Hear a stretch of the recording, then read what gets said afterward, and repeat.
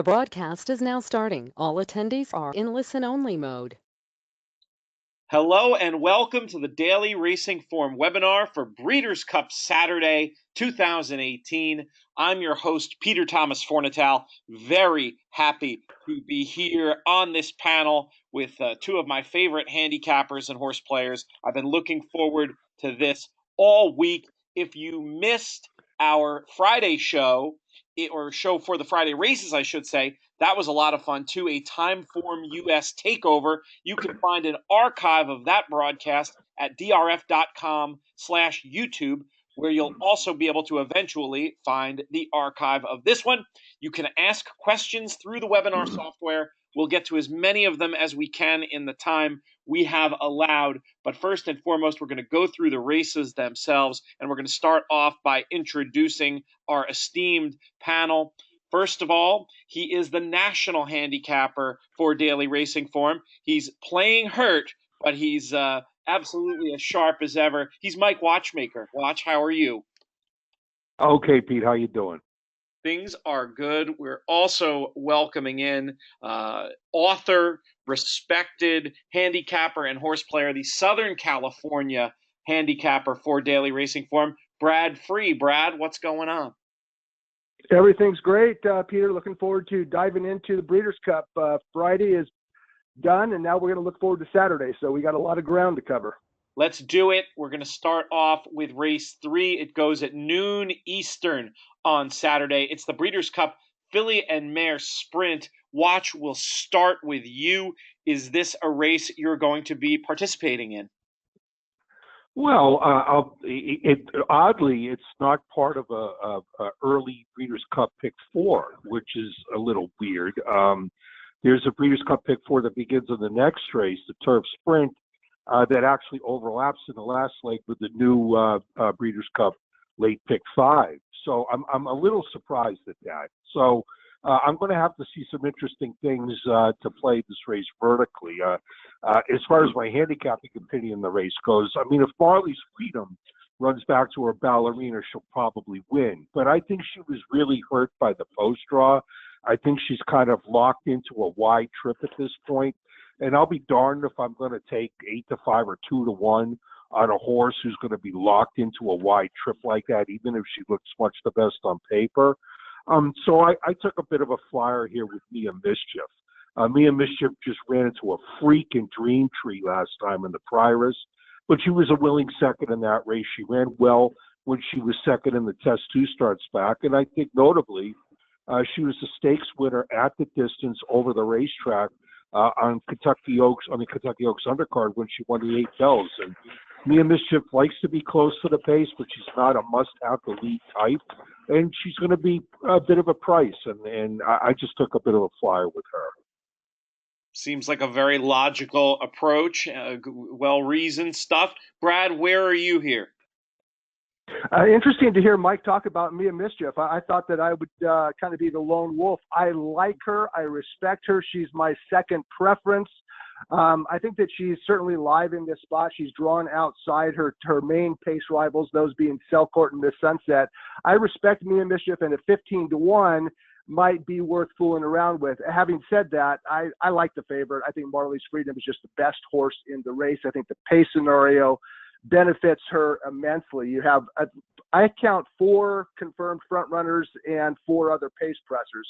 The speeds are Selcourt, Miss Sunset, Mia Mischief, and Anonymity. So you got 4 horses, 4 fillies and mares that do their stuff on or near the front end. Marley's Freedom will have pace to run at. I don't mind the outside draw at all. She is as sharp as they come right now, and I think that Marley's Freedom is going to take some beating. So she's the 8-5 favorite, 2-1 on Watch's line in DRF, but Marley's Freedom to me, the most probable winner. But when it comes to wagering, you don't always have to back the most probable winner. Mia Mischief, certainly at 15-1, has some attributes. One thing I want to just briefly touch on, I was a little bit enamored with the fact that she started 4 times at Churchill Downs, 2 wins and 2 seconds, talking about Mia Mischief.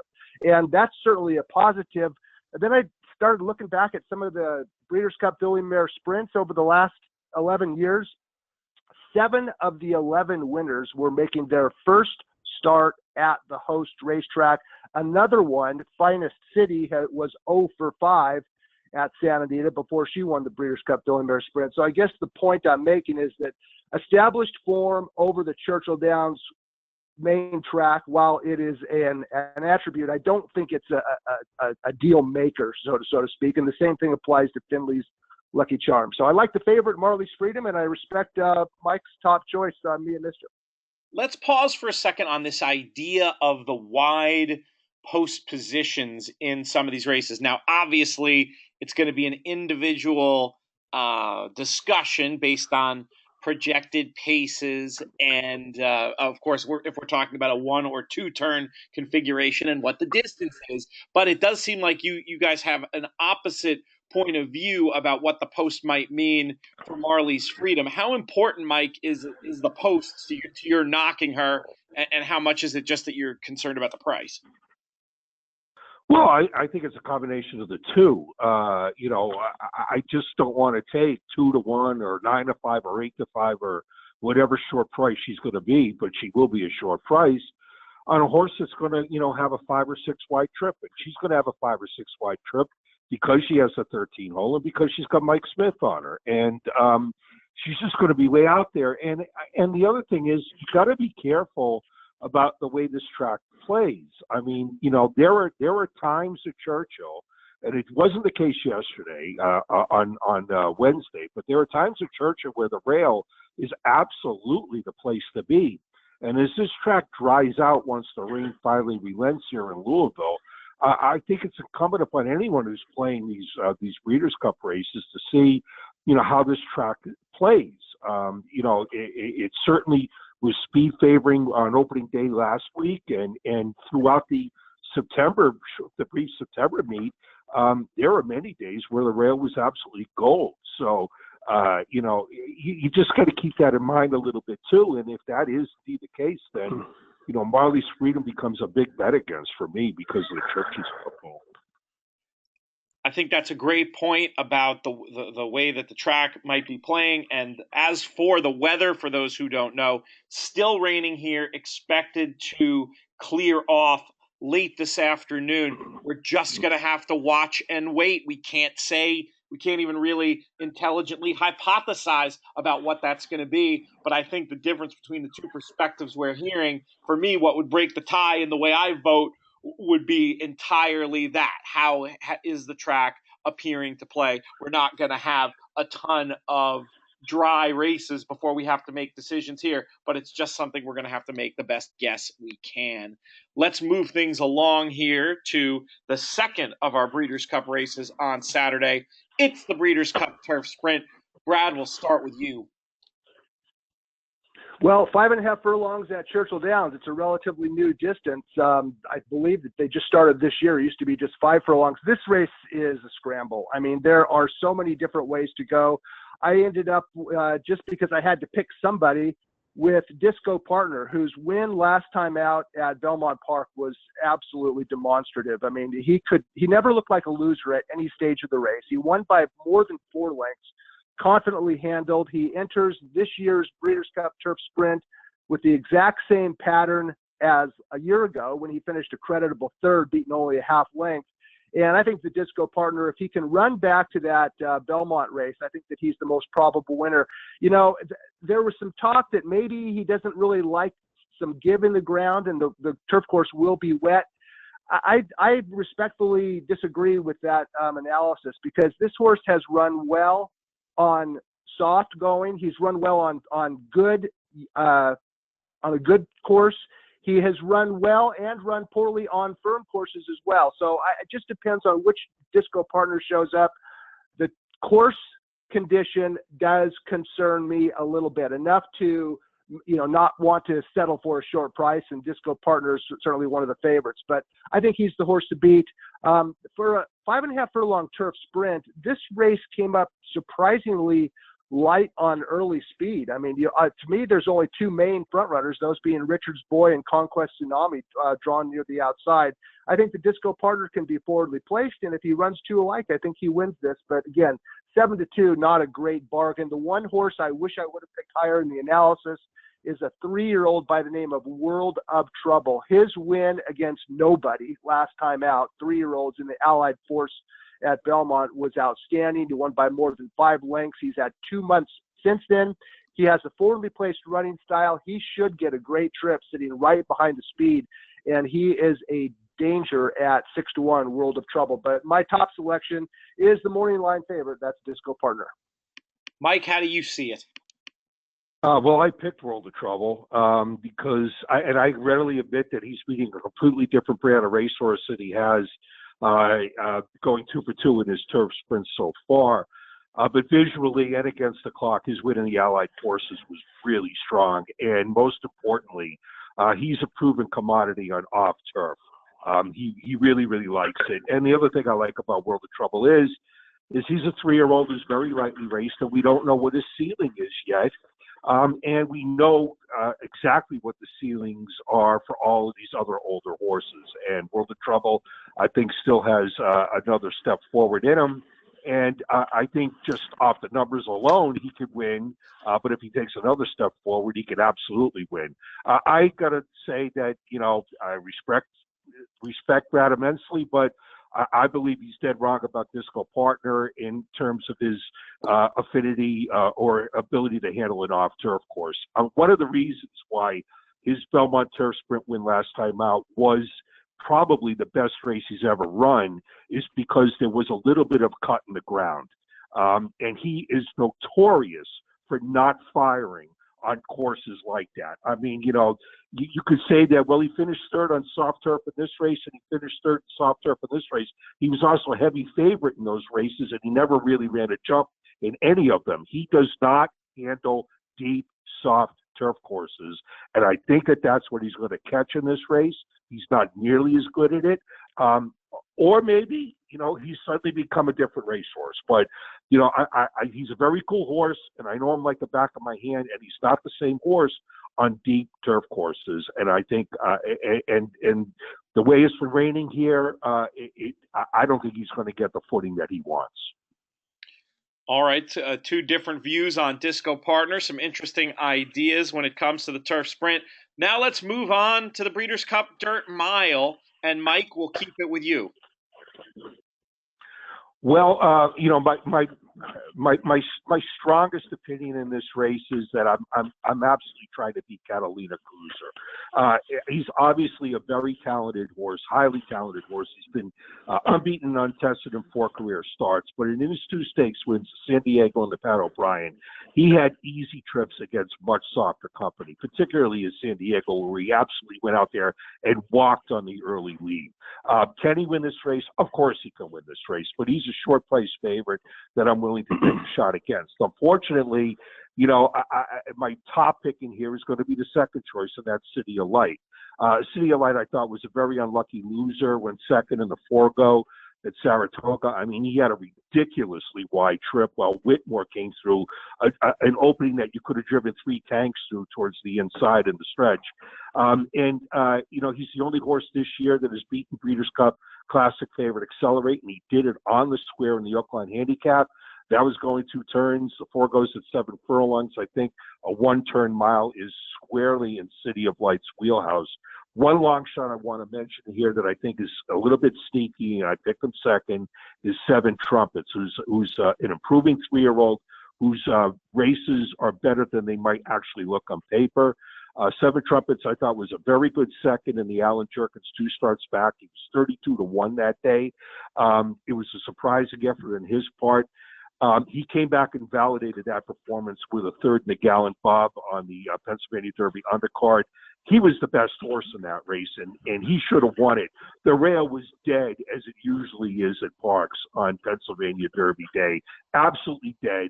And the only horse who was on the rail the entire trip in the Gallant Bob was 7 Trumpets. I just don't know why certain jockeys don't pay attention to the way racetracks play early in the card, but that was the case with 7 Trumpets, and it was unfortunate for him. He was on the worst part of the racetrack, and he still finished a very good 3rd in that race. And this horse is improving, and he could get a piece of this race at a price.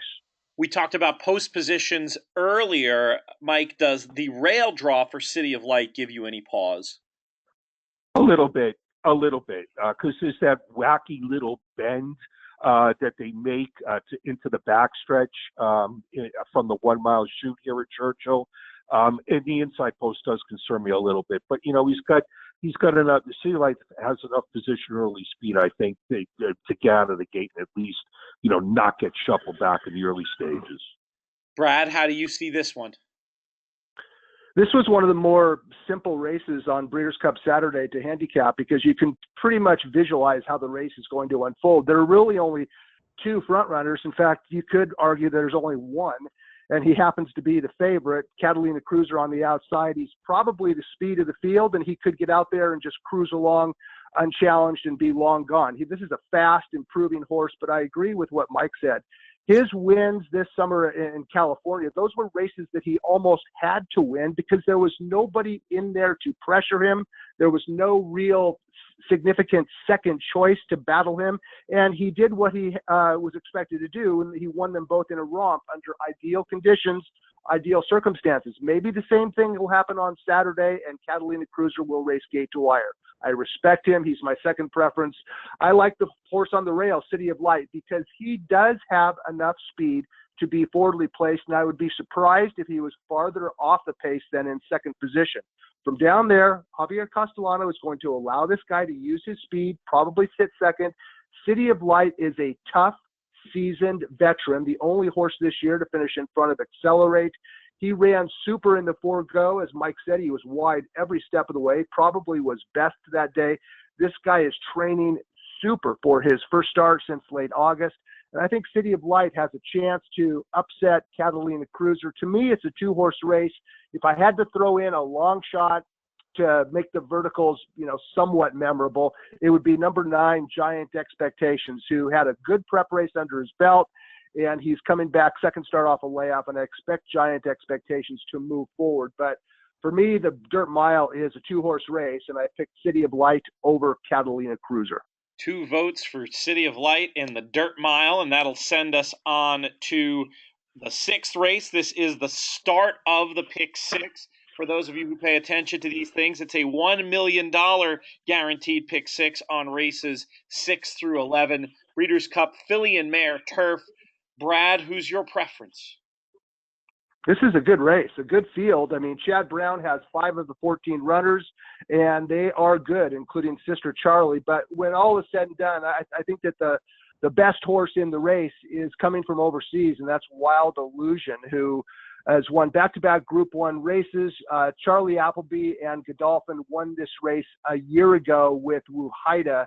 That was when the Filly Mare Turf was kind of a bogus 1 1/8 distance. I much prefer this 1 3/8 traditional stayer type of trip.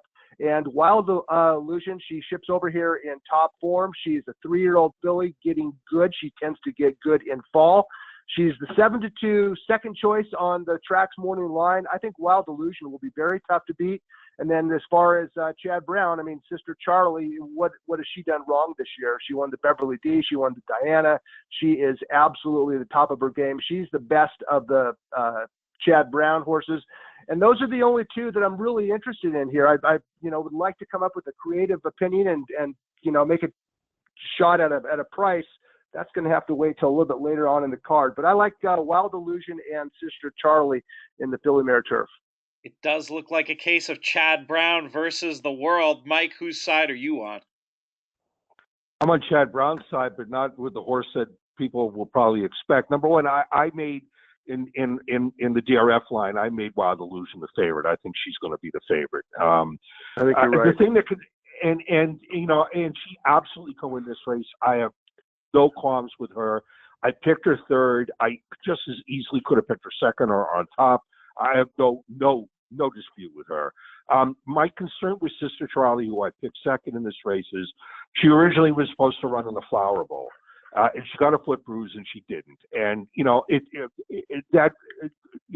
most cases that would bother me. It bothers me a little bit less because Chad Brown's her trainer, and who's better than Chad Brown with layoff horses? Not many people. But it just doesn't sit right with me. I mean, she was supposed to run in the Flower Bowl and didn't.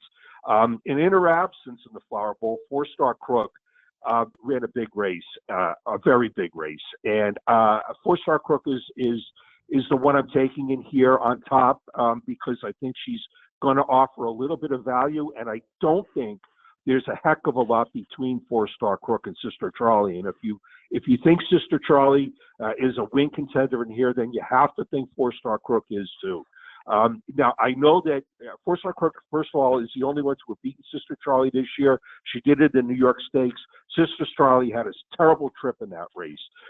That isn't the race that makes me think that 4-Star Crook is very close to Sister Charlie. It was the Beverly D, where Sister Charlie was very fortunate the wire came up when it did, because 4-Star Crook was really inhaling her in the late stages. And even though 4-Star Crook beat nothing in the Flower Bowl, I really like the way she did it. I mean, the turf was off, but the fractions were still extraordinarily slow.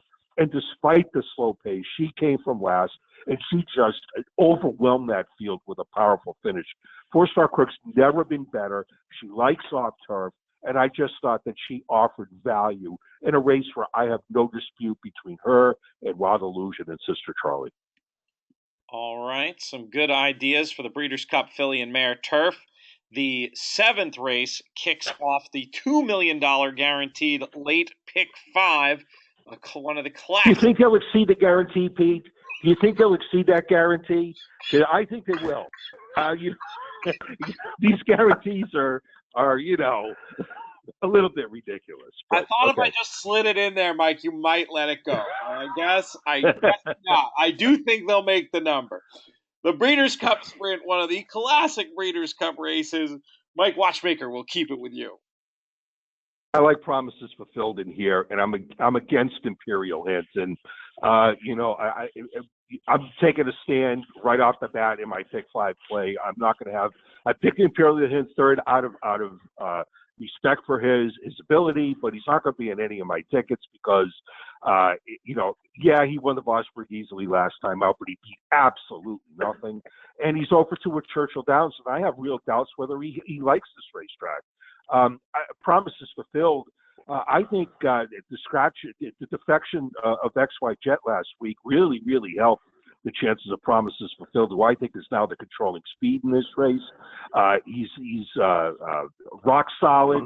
He's won 3 straight. He beat a salty group of older horses last time out. And yes, I know Limousine Liberal had a very tough trip through the stretch in the Phoenix when he was third behind Promises Fulfilled. But Limousine Liberal's got to come from out of it. He needs a trip every time he runs. And I just think Promises Fulfilled could take this field gate to wire.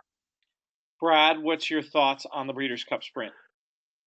Well, I agree with what Mike said regarding Imperial Hint, and perhaps to the same extent to Roy H. The 2 favorites are coming into this race off decisive wins in which they had nobody behind them. Imperial Hint was 1-5, and he crushed. Roy H.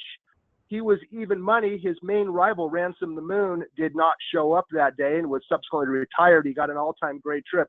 As tempted as I was to go for Promises Fulfilled, I ultimately settled with the 3-year-old as my second preference. And the reason is this.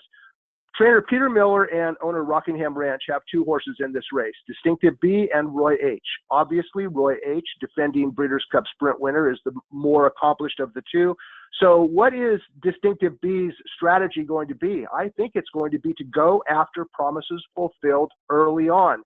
Is he as quick as Promises Fulfilled? We're going to find out. But I think Distinctive B, if he can keep Promises Fulfilled busy up on the front end and prevent that very good 3-year-old from an easy lead, I think that the race probably is going to end up setting up well for Imperial Hint or even Roy H. from just slightly off the pace. So as reluctant as I am to support horses who beat nothing in their final prep race, the truth is Imperial Hint and Roy H. both come into this race in top shape. They both have pressing, stalking styles that could lead to an advantageous trip right behind the speed. I respect Promises Fulfilled. The key for him is how much heat he has to take from Distinctive B, who almost looks like he's in the race as a sacrificial rabbit. Very interesting idea. I've heard it mooted this week, especially regarding Imperial Hint. that perhaps he didn't get enough out of that last race being wrapped up on the wire. Mike, does that match your experience, the idea that a horse, that an easy win being wrapped up late in a race like that could actually be a negative going forward? I suppose there are isolated instances where that might be the truth. So I don't think that's necessarily the case in this instance. I think that if you're an Imperial Hint fan, the thing that you've got to worry about is whether or not he likes Churchill Downs or not. I mean, that's a serious question.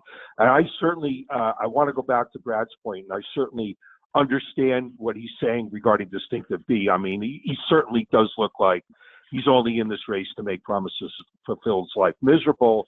The problem is, I just don't know if he's quick enough to do it. And I think, and I agree. I wrote it right after his race. I mean, when Ransom the Moon didn't show up, Roy H had nothing to beat in the Cincinnati Sprint Championship. But to me, he's the one that's going to pull the sweet trip here, because he's going to be close on the outside in third or fourth in position early, and he's going to have absolutely no excuse with the way this race sets up, unless the rail is golden. And I wound up picking him second for that reason. All right, it makes sense. Let's proceed. I have one more guaranteed pool to tell you about, and that will be the last time it's mentioned. There is a $3 million guarantee on this Breeders' Cup late pick 4 on races 8 through 11. That 8th race is the Breeders' Cup Mile. Brad, I want to start with you and your thoughts on this classic Cup race. Yeah, thank goodness for the guaranteed pool, because I didn't have any good reason to play until you reminded me of that. But I'm being facetious, of course. The Breeders' Cup Mile. This is the one race where I'm either going to be super creative and imaginative, or be justifiably accused of just being flat reckless. I'm taking a horse that, if you would have told me, 2-3 months ago that you're going to be picking Next Shares to win the Breeders' Cup Mile, I'd say that I have to have my head examined. Next Shares was just a horse out here in California for most of the year. He went back to the Midwest, and he uncorked the 2 most impressive races of his career, including a blowout win in the Grade 1 Shadwell Mile. He can handle give in the ground. Next Shares has never been better, and I'm going to just forgive him for his first 18 starts and look at his 2 most recent starts that were outstanding wins.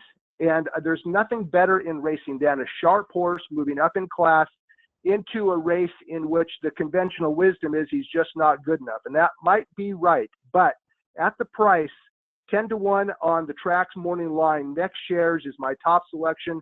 If he can maintain his form for one more race, I don't see any reason why he can't spring an upset.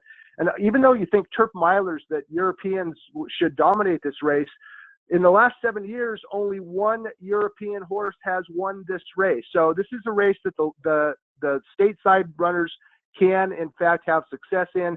So that's my grandstand selection on Breeders' Cup Saturday. Next Shares on top. My second preference is Polly Dream, who had a brutal trip last time out in France. She's a Group 1 winner the time before. She reportedly, according to the Daily Racing Form Clocker, is just training out of her mind at Churchill Downs. So Polly Dream, my second preference. But I'm going to sink or swim with a long shot on top in the Breeders' Cup Mile, and that's Next Shares, based primarily on his last out demolition in the Shadwell Mile.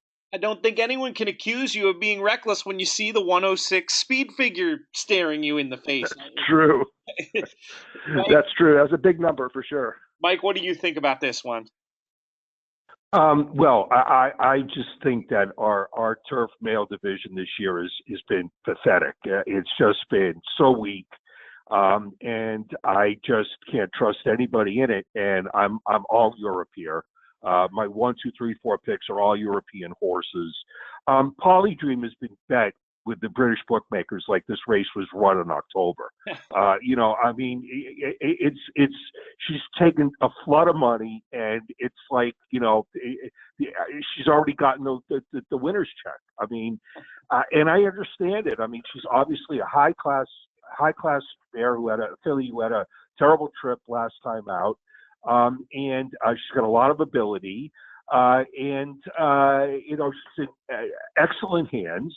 It's the Goldakova connection here, and I get it. But the interesting thing is that they're kind of expecting her to get the mile. She has not yet won at a mile. Her group stakes wins 2 or 3 starts back. We're at 6.5 and 7 furlongs, and she really hasn't gotten the mile yet. And the interesting thing is that the horse who won the race, the Poly Dream, had so much trouble in the York undercard is One Master, who I wound up picking on top.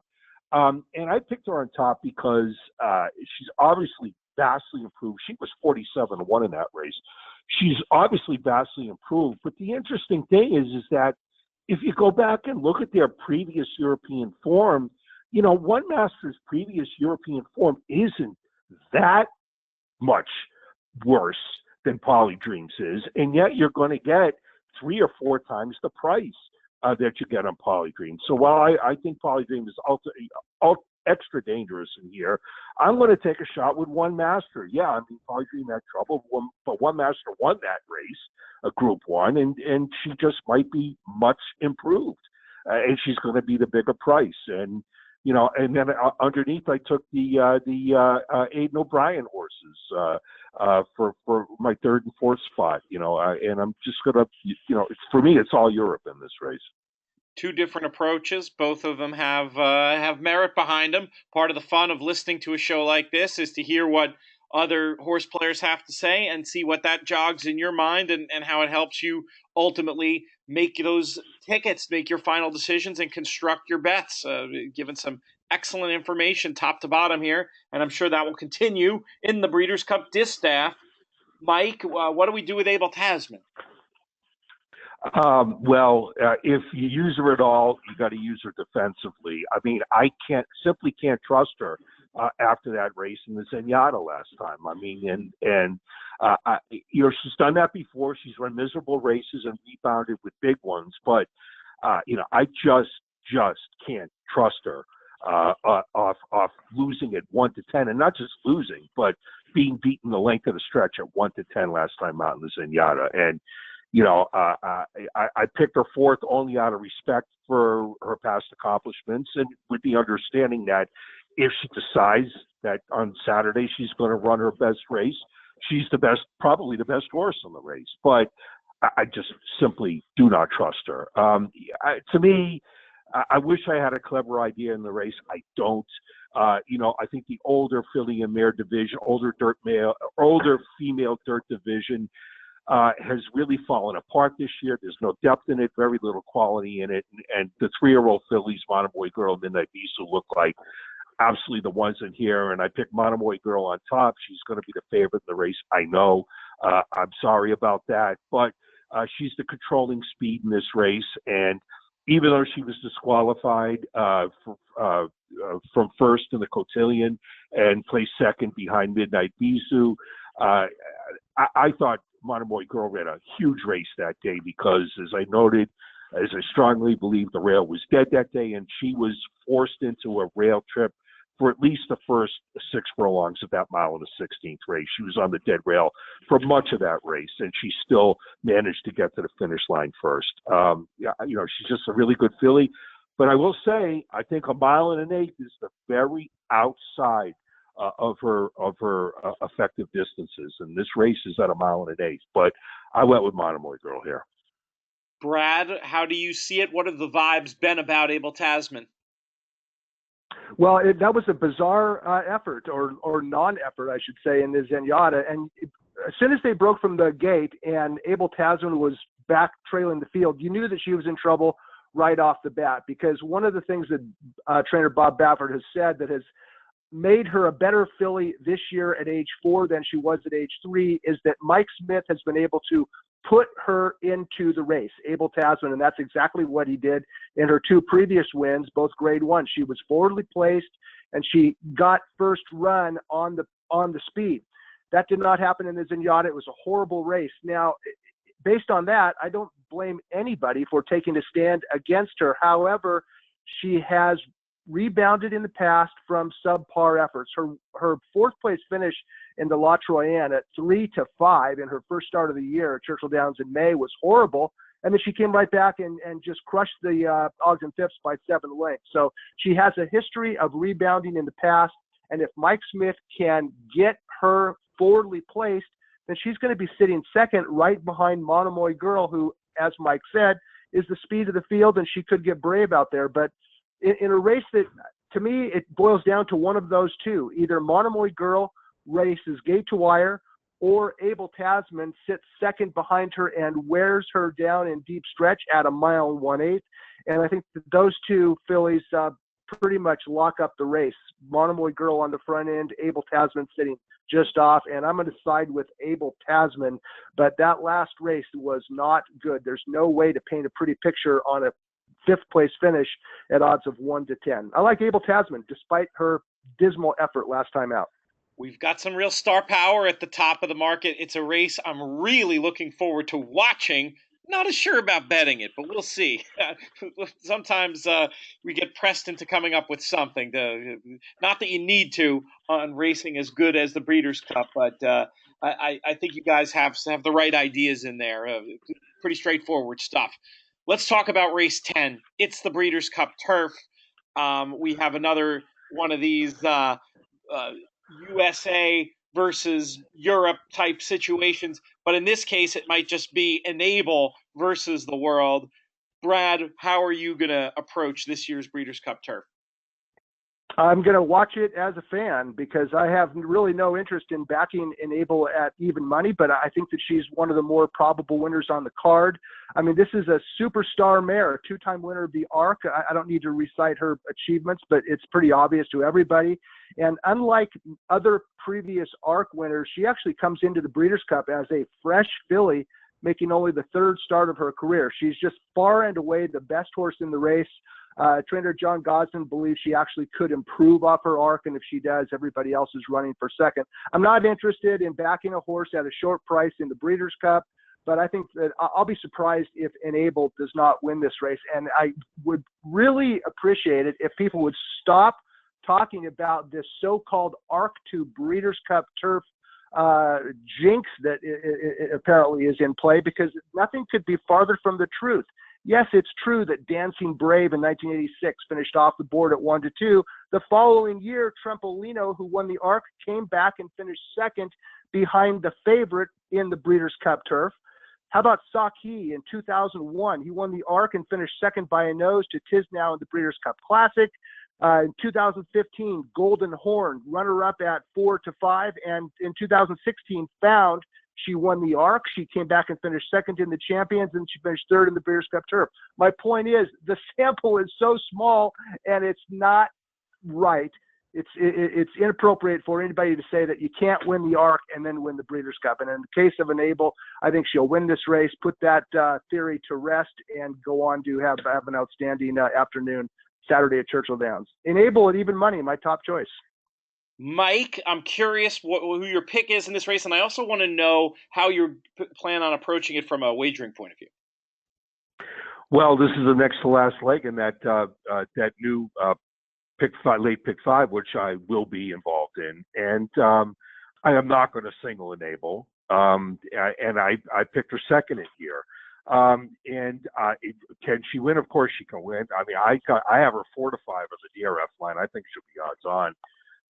Can she win? Of course she can win. She's a superstar. She's a tremendous filly, but she's also, despite what Brad said, and he brings up excellent points, the fact of the matter is no horse has ever won the ARC and the Turf in the same year. It just hasn't happened yet. If you want to take 4-5 on a horse to do it for the first time, good luck, but that's not what I'm into. And the other thing is that, I watched her ARC, and you know what? I don't think it was as good as her ARC win last year. As a matter of fact, if Sia Class had a better trip, Sia Class would have won that race. And we'd be thinking completely differently about Enable, who I held on to win by a desperate neck going into this Breeders' Cup Turf. She might not even be here. She was fortunate. Sia Class was the best horse in the ARC. I went with Waldgeist in here as the logical alternative on top, and I'm going to use him in equal strength when enabled. Now, Waldgeist had a little bit of trouble, a tiny bit of trouble late in the arc. It wasn't enough to make a difference, but if enable doesn't maintain a form or takes a tiny little step backward, Waldgeist can absolutely turn the tables on her. I mean, he's a horse that's been pointed to this race for months, and he's got quality. He won a slew of group races, including a Group 1, before his race in the Arc. And if Enable doesn't run her best race, then I think Waldgeist is the one that's going to capitalize on the situation and turn the tables on her. And I'm going to use them in equal strength. And my only backup in this race is going to be Talismanic, who won this race last year. He didn't run a jump in the Arc, but his prior form this year was comparable to the form that he brought to the table last year when he upset this race. And he beat a decent group in this race last year. Beats Control and Highland Rio that who came back and won in Hong Kong. So I wouldn't be shocked if Enable won, and she's the star going into this Breeders' Cup. But she's going to be a tiny price attempting to do something the horse has ever accomplished before, coming off a race where I think she was lucky the wire came up when it did. Two different approaches in terms of this year's Breeders' Cup Turf. Definitely has the look of the highlight, or one of the highlights, of what's going to be a great meeting. It'll all be buttoned up by the Breeders' Cup Classic, which will go at approximately 5:44 Eastern on Saturday night. Michael, keep it with you for this very interesting running of the Classic. Who's going to get the money? I picked Catholic Boy over Accelerate. Accelerate he showed a little weakness last time out when he won the Awesome again. It was the softest performance of his this year. Was it a prep race? Yes, it was a prep race. Can he run much better than that? Yes, he can run much better than that. Will he run much better than that? Well, maybe. Or has his form slipped just a hair? Who knows? Whereas I think Catholic Boy is a horse who's just starting to really come into his own. I thought he ran big in the Travers. It was the second time he's gone turf to dirt and notched a big stakes when he did it last year when he came back from a tough trip fourth in the Breeze Cup Juvenile Turf and won the Remsen. And this year he won the Belmont Derby narrowly over a very talented Analyze It, and then came back and absolutely dominated the Travers. I think it's interesting that Catholic Boy has suddenly developed this much improved position early speed. I think it goes hand in hand with the way he's really come to find himself. And I think that it's good for him that this race is being run at Churchill Downs, because historically the Churchill Downs main track is one that has been a home for horses that are proficient on turf. And that's not to say that Catholic Boy is just a turf horse, because he's proven he's more than that. But, he is a horse who likes the turf, and I think that he will take to this main track at Churchill Downs like a duck to water. And, I just think he's the improving now horse in this race who's going to offer a little bit of value. Interesting stuff. A compelling case for Catholic Boy. Brad, how do you see this one? Well, if I am stuck, if I'm having a losing weekend going into the last three races on Breeders' Cup Saturday, I might as well just raise the white flag after the Breeders' Cup Mile, because I like favorites in the last three races: Able Tasman and Monomoy Girl in the Distaff, and Able in the Turf. And I think that Accelerate is the horse to beat in the Breeders' Cup Classic. His last race was probably the worst race that he has run this year. Trainer John Sadler thought that he could get away with under training Accelerate into the Awesome again. I don't think he expected Baffert to have West Coast in the race, and Accelerate did not get away well. He was wide, he was undertrained, and he still won the race. It was not a convincing performance. I believe Accelerate can move forward off that race. He has a tactical running style. If the track comes up wet, he loves moisture in the track. And Accelerate at 5-2, he's the horse to beat. I'm very intrigued with Bob Baffert's 3-year-old McKenzie, who has really done nothing wrong, and his win in the Pennsylvania Derby was a sharp comeback race. He has trained well since then. 3-year-olds in fall, when they start to get good, there's no telling how good they will get. I guess the question for McKenzie is, Can he deliver a top performance in a 1.25 mile race off of only a single prep race? Well, if anybody can do it, it'll be Bob Baffert. So McKenzie's my second choice. And if Roaring Lion does start at double-digit odds, Mike has him at 12-1. The track has him at 20. I mean, this is a serious racehorse coming over for his first start on dirt off 4 consecutive Group 1 wins. And if Roaring Lion is 10-1 or higher, that's going to pique my interest as an alternative to the favorites. But I like Accelerate on top. I think he can improve off his prep race. And the 3-year-old McKenzie, my second selection. Roaring Lion, my third preference, might be the horse I end up backing if his odds are proper. Roaring Lion provides an excellent segue into some of the questions, or one question in particular that we've received. And I do believe, Brad, that you're going to get all of that 10-1 just based on vibes, both here and also what I'm hearing from my friends over at the races in the UK. And the question we got from Robert is, how badly do you think the 2-hole hurts Roaring Lion? Well, I'm sure that if John Gosden had his druthers, he would rather be drawn outside where there is a greater likelihood of steering clear of the kickback. From post number 2, Roaring Lion's going to have to, take some dirt claws in his face, and that is definitely a factor. It's certainly not a positive factor for Roaring Lion. When you're backing a horse at 10-1 or higher, you're going to have to live with some imperfections. It's his first start on dirt. We don't know if he can handle the kickback. There's a lot of things that Roaring Lion must overcome. But the one thing he does not have to overcome is this. This is a top-class racehorse with 4 consecutive Group 1s. He is good enough on quality, and if he can reproduce his form, his grass form on dirt, I think he can be right there. But the post position is definitely a concern.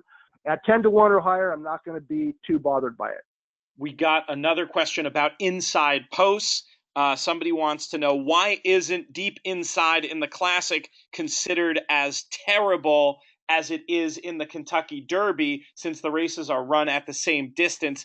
Mike, how would you respond to that? It has to do with using 2 starting gates in the Kentucky Derby and 1 starting gate for the Classic. In order to squeeze 20, 2 starting gates, the main gate and the auxiliary gate in the Kentucky Derby, they actually have to cheat a little bit. And, well, this is disputed fact. I've gone round and round on this with Jerry Bailey for years.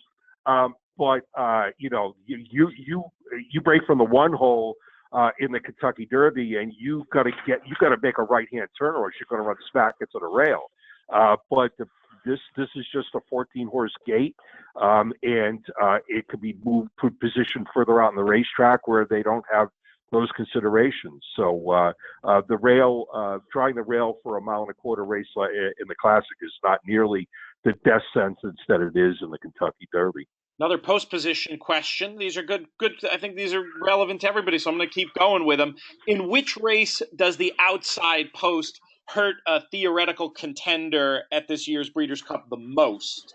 Does a name leap to mind? I mean, we talked a little bit. We had some disagreement about the effect of the outside post, but does one horse come to mind who's compromised by an outside draw for each of you? Well, yeah, Peter, on Friday, Anthony Van Dyke in the Breeders' Cup Juvenile Turf, I mean, he's drawn in post 14. Maybe he'll win the race because he's simply the best horse in the race, but post 14 at 1 mile with a low odds to accompany, I think that Anthony Van Dyke's draw on Friday definitely compromises his chances. Anybody leap to mind? I already mentioned Marley's Freedom earlier when we talked about the Philly Mare Sprint, that I'm not at all thrilled with the fact that she has to break from post 13, and it's gonna lock her into a wide trip that I think could prove very costly. In that very same race, Selcourt drew the rail, and I think that's a terrible spot for her. I mean, not only is she coming off a March layoff, but she's got speed breaking to her outside, and she could find herself severely shuffled right out of the race very quickly, unless she's faster early than I think she is. We had a turf course question. There's been a lot of talk this week about how well this turf course drains, with somebody on the Track Super saying that the course can never be the course can never be soft. It won't be worse than yielding, and it's the best training turf in the country. Either of you have a thought, anything that the viewers can use about this turf course in ways that might affect the racing on Friday and Saturday? Brad will start. I don't think anybody knows for sure, Peter, how much rain is going to fall and whether or not this course will hold up. I do know this: Churchill Downs has a reputation as having a terrific grass course. I don't see any reason why that would change this weekend. It does add an element of uncertainty to some of the grass races, and I think if you're considering like backing Enable at a short price in the Breeders' Cup Turf, which I won't be doing, I think that it is pause for cause with regards to the turf condition. But by and large, and Mike might agree or not, I think that Churchill Downs grass course in inclement weather actually holds up fairly well. All right, one quick wagering strategy question, and then we'll go to the speed round about specific horses. We had a question about an approach, a wagering strategy to the late pick 4 specifically. Brad, I imagine your strategy, given what you had said, is going to be to pass that particular pool? Well, not necessarily. I mean, I might go ahead and just single next shares in the Breeders' Cup Mile and then, maybe go 2 or 3 deep in some of the other legs, trying to pick up a second or third choice. Because if next shares can win the Breeders' Cup Turf Mile and pay $22 or whatever, the late horizontal wagers are going to pay well. I don't have a lot of creativity in the Distaff, the Turf, or the Classic. But if I can start off the late pick 4 with a 10-1 winner, I'll go ahead and be involved. I like to single horses that are not everybody else's single. And if I do single next shares, then you can better believe that I'm not going to be also singling Enable. I'll be using Enable along with a couple others. The old separator concept, as I heard, popularized by Gibson Carruthers back in the day. Mike, how about you and a wagering strategy thought on this late pick 4? Well, it also includes the late pick 5 too. Sure. Everyone's going to treat Enable as a bingo free space, and maybe she is. I mean, this is where your handicapping opinion and your betting philosophy merge. And in my opinion, I think that I know I'm using Falkgeist in equal strength with her, and I'm using Talismanic as a backup because if I can somehow beat everybody's bingo free space who's Enable, then you're going to get paid. Even if Monomoy Girl wins, even if Accelerate wins, you're going to get paid because Enable is the one that's going to take the most money in either one of these late pick whatever sequences. We've got 5 minutes left. We'll go to sort of a speed round. Thanks, everybody, for answering questions. We'll get to as many as we can. Let's do some of the specific horse questions, and we can go very fast on these. Do either of you have any interest in Stormy Embrace? Ivan wants to know, or is Stormy Embrace too much of a stretch? No, I have no interest. No interest. All right. Let's keep rolling. We had a question about Mind Your Biscuits, one of the great stories of the year. Could the story have a fairy tale ending, Brad? If he does, it's going to create a losing ticket for me. I don't like Mind Your Biscuits at 1 1/4 miles. He's a fantastic New York bred racehorse. Chad Summers has done a great job, but he will not be on my tickets. Any dissent from you, Watch? Yeah, I'm done trying to say Mind Your Biscuits can't do this or can't do that because I really thought there was no way in the world he could get the 1 1/8 in the Lucas Classic, and look what he did. He went out and he won in dominating fashion. So he's a backup horse for me. I picked him 3rd in the race, as a matter of fact, because I'm not putting anything past him anymore. We had a question specifically for Brad, but I'd love to hear what both of you have to say about West Coast and his chances. Listen, when Bob Baffert shows up in a Grade 1 race, I think you have to take second notice. He needed his comeback race. He has trained well since then, and I think that he is a serious contender in the Breeders' Cup Classic. He absolutely has every right to improve off his second in the Osp again. I just didn't really care for the way that race was run. But this is a horse whose last win came at the expense of IRAF. Fair enough.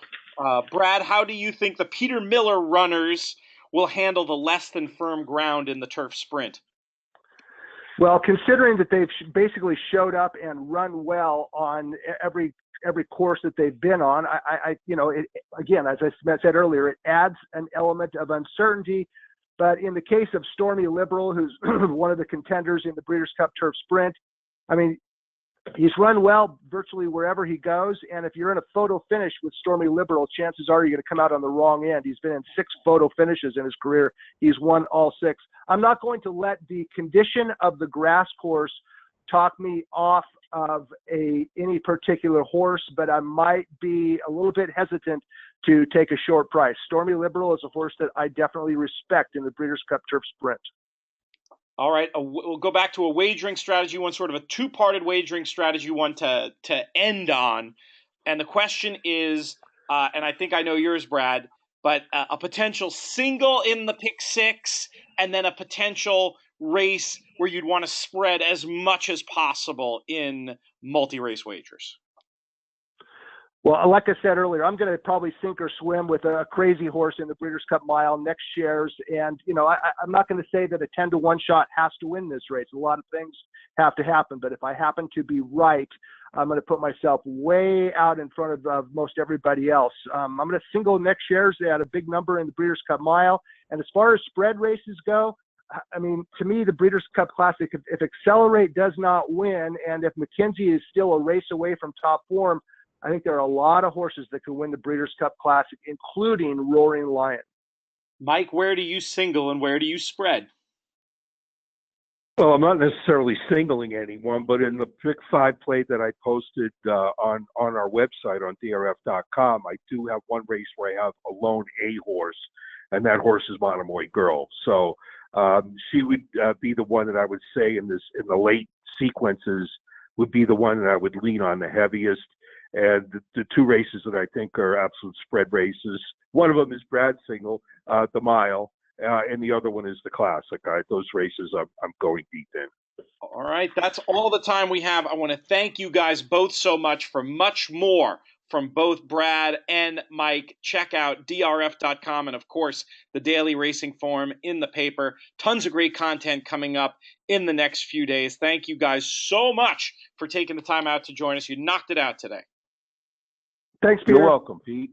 And thanks all of you out there in the audience for signing up and listening. If you came in late, if you want to go back and check who Brad picked in the sprint, whatever, go ahead, drf.com/YouTube, and you can watch it all again and check out the Friday show as well. That's all the time we have. I'm Peter Thomas Fornatale. You've been watching content produced by drf.com.